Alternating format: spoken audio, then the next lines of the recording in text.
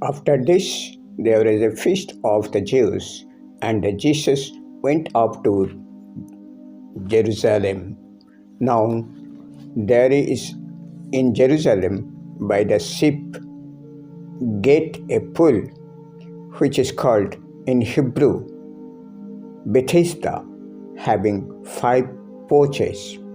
In this lay a great multitude of sick people, blind, lame, paralyzed, waiting for the moving of the water.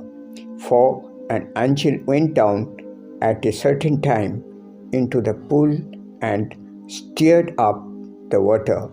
Then whoever stepped in first after the stirring of the water was made well of whatever disease he had. Now a certain man was there who had an infirmity 38 years. When Jesus saw him lying there and knew that he already had been in that condition a long time, he said to him, "Do you want to be made well?" The sick man answered him, "Sir, I have no man to put me into the pool when the water is stirred up, but while I am coming, another steps down before me." Jesus said to him, "Rise, take up your bed and walk."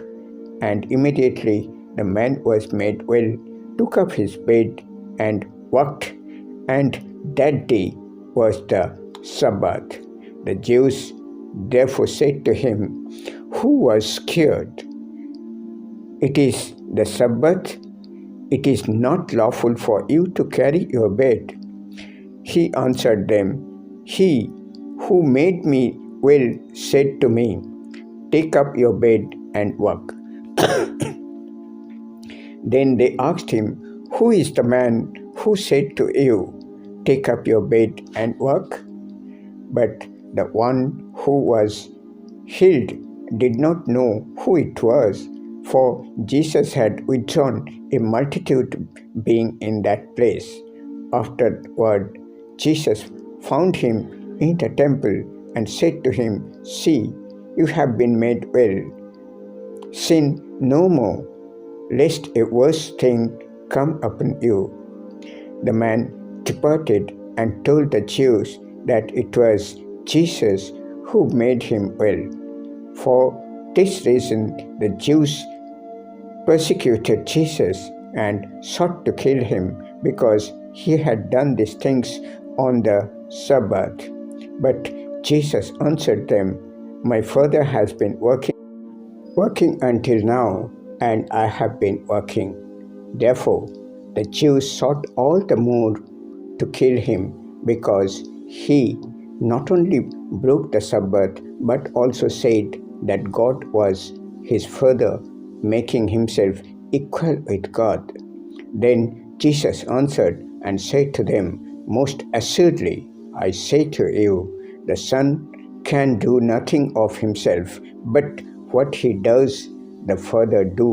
For whatever he does, the Son also does in like manner. For the Father loves the Son and shows him all things that he himself does, and he will show him greater works than these, that you may marvel.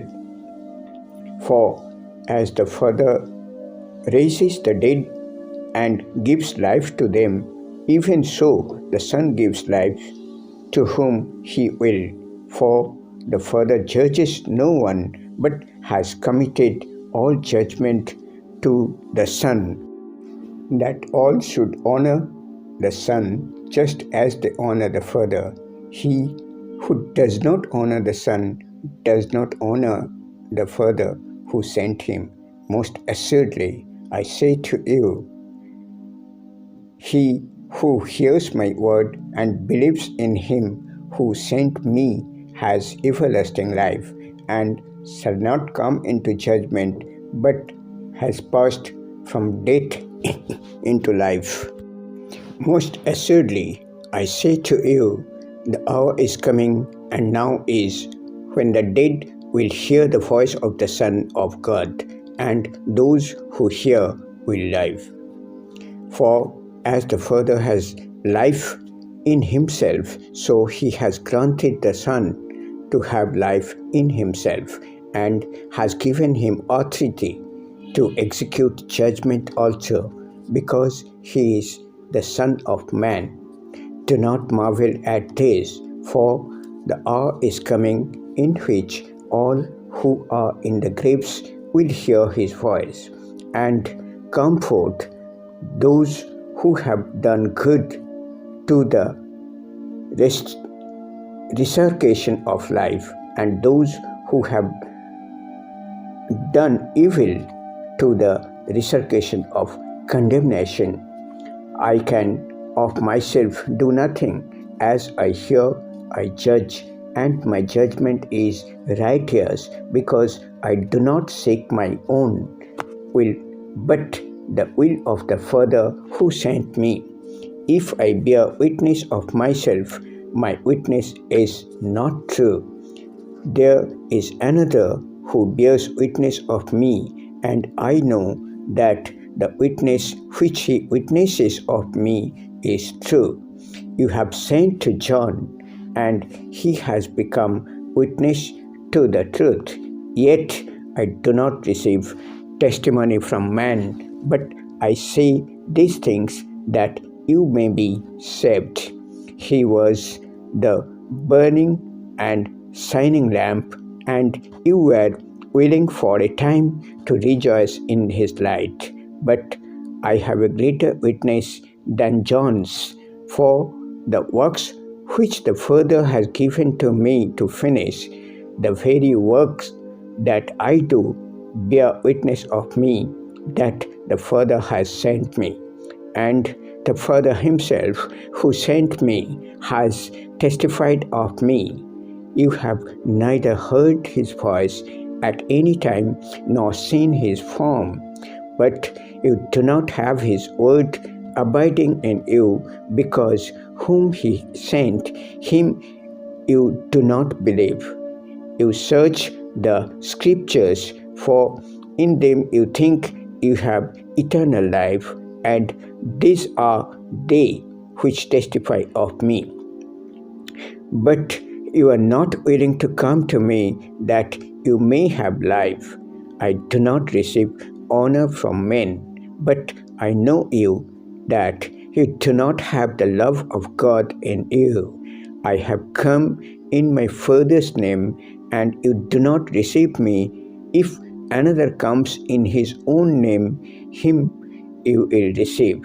How can you believe who receive honor from one another, and do not seek the honor that comes from the only God? Do not think that I shall accuse you to the Father. There is one who accuses you, Moses, in whom you trust. For if you believed Moses, you would believe me, for he wrote about me. But if you do not believe his writings, how will you believe my words?